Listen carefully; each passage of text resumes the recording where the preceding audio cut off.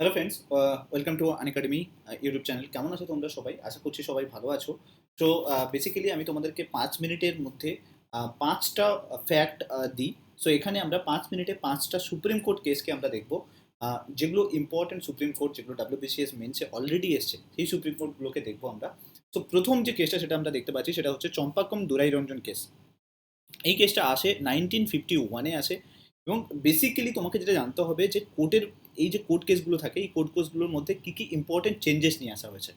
So চম্পাকম দোরাইরঞ্জন যে কেসটা হয়েছিল না, সেখানে বেসিক্যালি বলা হয়েছিল যে কাস্ট বেসড যে রিজার্ভেশন, সেই রিজার্ভেশনের উপরে বলা হয়েছিল যে কাস্ট বেসড রিজার্ভেশন করা যাবে না। এবং তার জন্য একটা আর্টিকেলকে অ্যাড করা হয়েছিল, আর্টিকেল 16 ক্লজ 2 এটাকে অ্যাড করা হয়। সো ইম্পর্টেন্ট পয়েন্ট, এখানে কাস্ট বেসড রিজার্ভেশনকে অ্যাড করা যাবে না। এবং সেকেন্ড ইম্পর্টেন্ট পয়েন্ট হচ্ছে আর্টিকেল 16 ক্লজ 2 কে অ্যাড করা হয়েছিল ইন্ডিয়ান কনস্টিটিউশনে। এবং বলা হয়েছিল আর্টিকেল 29-এর মধ্যে বলা হয়েছিল যে protects the language, script, culture of the section of the citizen. So basically সিটিজেনদের কালচার, ল্যাঙ্গুয়েজ, স্ক্রিপ্ট, এগুলো সমস্ত জিনিসগুলোকে কিন্তু প্রোটেকশন দেওয়া হবে। এটা কিন্তু প্রথম বলা হয়েছিল চম্পাকম দুরাইরঞ্জন কেস 1951।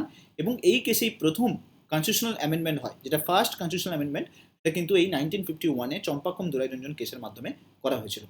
ওকে, সেকেন্ড যে কেসটা আসছি সেটা হচ্ছে মাধব জিয়াজি রাও সিন্ধিয়া কেস। খুব ইম্পর্টেন্ট কেস, 1970-তে হয়। ডাব্লিউবিসিএস মেন্সের গতবারে কোয়েশ্চেনটা দিয়েছিল যে এই কেসের থ্রুতে প্রথমবার আর্টিকেল 18 অফ দ্য ইন্ডিয়ান কনস্টিটিউশনের উপরে কেসটা করা হয়। অর্থাৎ আর্টিকেল 18-এর আন্ডারে যে লসগুলো রয়েছে, যে প্রভিশনগুলো রয়েছে, যে রাইট টু টাইটেল, যেটা সেই টাইটেলের এগেনস্টে কিন্তু এই কেসটা করা হয়েছিল। এখানে প্রথমবার বলা হয়েছিল যে abolished the privy purses of the Indian erstwhile princely rulers. যে প্রিন্সিলি রুলার্সরা ছিল, তারা নিজের আগে মহারাজা লিখত, এই যে ব্যাপারটা, এই যে প্রিভিলেজটা নিত, সেই প্রিভিলেজটাকে অ্যাবলিশ করে দেওয়া হয়েছিল এই কেসের থ্রুতে।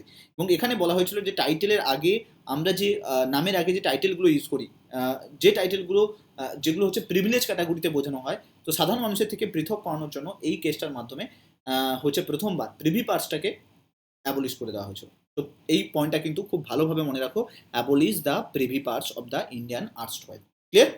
Next 3 number case, Indira Gandhi versus Raj Narain case, 1975। খুব ইম্পর্টেন্ট কেস, এই সময় ইমার্জেন্সি চলছিল, তো তাই জন্য এই কোর্সটা করা হয়েছিল বেসিক্যালি। সো এই কেসের থ্রুতে প্রথমবার ডেমোক্রেসি, জুডিশিয়াল রিভিউ এবং তুমি যদি দেখো রুল অফ ল, এই তিনটে জিনিসকে কিন্তু প্রথমবার চেক করা হয়, মানে বেসিক্যালি ইন্ডিয়ান কনস্টিটিউশনে চেক করা হয়। তো সুপ্রিম কোর্ট আর্টিকেল 32 আন্ডারে রিট পিটিশনের মাধ্যমে এই কেসটা আসে।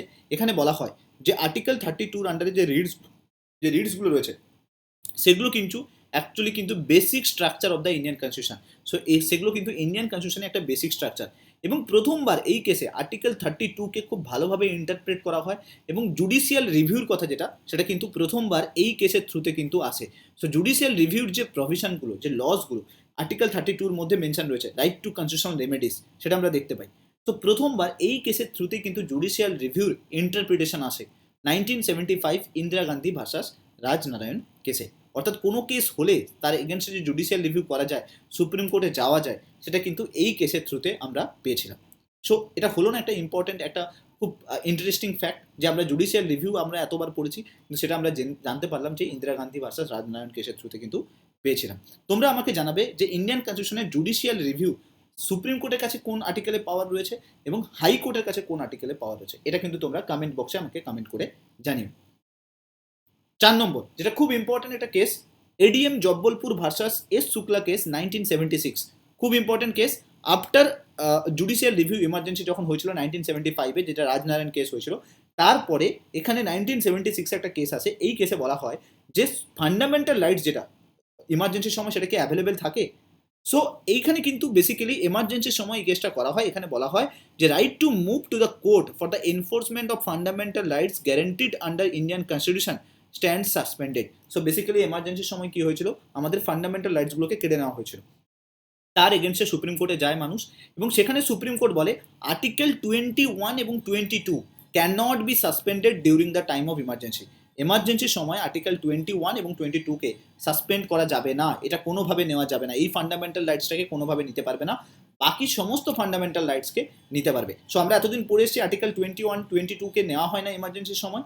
সো আজকে আমরা জানতে পারলাম এটা যে কেসটার থ্রুতে নেওয়া হয়েছিল না, সেটা হয়েছে ADM Jabalpur versus S Shukla case 1976। তো তোমরা আমাকে কমেন্ট করে জানিও কোন আর্টিকেল বেসিক্যালি ইন্ডিয়ান কনস্টিটিউশনে মেনশন করে যে আর্টিকেল 21 এবং 22 এমার্জেন্সির সময় লাগানো যাবে না। এটা কোন আর্টিকেল বেসিক্যালি ন্যাশনাল ইমার্জেন্সির কোন আর্টিকেল হচ্ছে বেসিক্যালি প্রভিশনটা ফলো করে। লাস্ট খুব ইম্পর্টেন্ট একটা কেস, এটাও কিন্তু ডাব্লিউবিসিএস মেন্সে দিয়েছিল, Olga teres versus Bombay municipal corporation case 1985। So যখন এমার্জেন্সি কমপ্লিট হয়ে গেল, এই সবগুলো সব কিছু চলছিল, তখন রিট পিটিশনকে নিয়ে আবার সুপ্রিম কোর্টে যায়, মামলা হয়, সেখানে পিআইএল ফাইল হয় যে রিট পিটিশন যেটা রয়েছে সেখানে যে ফান্ডামেন্টাল রাইটসের কথা বলা আছে সেই ফান্ডামেন্টাল রাইটসগুলো কোনোভাবে সুপ্রিম কোর্ট গ্যারেন্টি দিতে পারছে না। তো এটা নিয়ে কোয়েশ্চেন হয়, তো সেখানে right two livelihood as a right to life, অর্থাৎ যে আমাদের যে বেঁচে থাকার অধিকার, সেটাকে প্রথমবার মেনশন করে আর্টিকেল 21-এর পার্ট হিসাবে। তো প্রথমবার সুপ্রিম কোর্ট বলে যে আর্টিকেল 21-এর আন্ডারে রাইট টু লাইফও রয়েছে।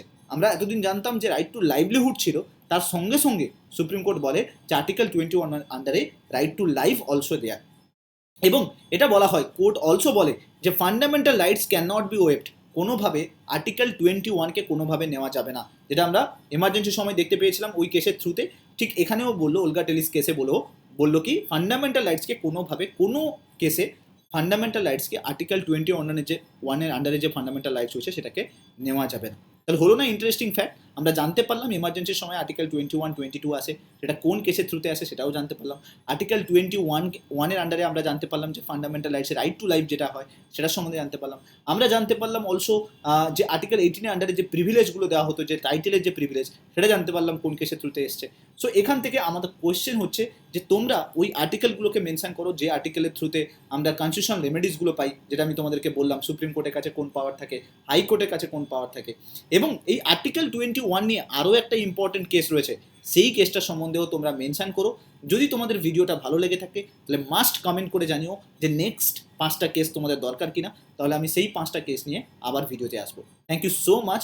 সো মাস্ট সাবস্ক্রাইব করে নাও এবং চ্যানেলটাকে লাইক করে নাও পরবর্তী ভিডিওগুলো পাওয়ার জন্য।